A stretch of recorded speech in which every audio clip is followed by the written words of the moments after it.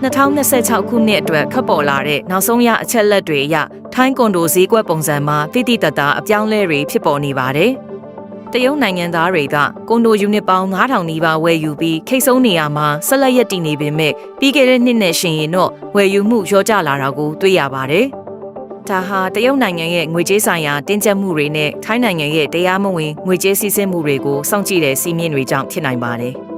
တစ်ဖက်မှာတော့မြန်မာနိုင်ငံသားတွေရဲ့ဝယ်ယူမှုနှုန်းဟာ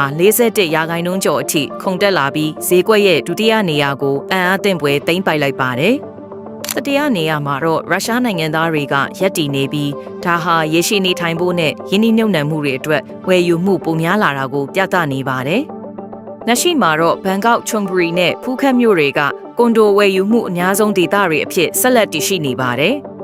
ယင်းနှိမ့်နှံသူတွေရဲ့ပုံစံပြောင်းလဲလာမှုကြောင့်ထိုင်းကွန်ဒိုဈေးကွက်ဟာပုံမခိုင်မာလာနေတယ်လို့ကျွမ်းကျင်သူတွေကသုံးသပ်ထားပါတယ်။သတင်းပြည့်စုံကိုဖတ်ရှုလိုပါကမင်္ဂလာသတင်း Facebook စာမျက်နှာသို့တွားရောက်ကြည့်ရှုနိုင်ပါတယ်ရှင်။နေ့စဉ်သတင်းများအတွက်မင်္ဂလာသတင်း Channel ကို Follow လုပ်ထားဖို့မမေ့ပါနဲ့နော်။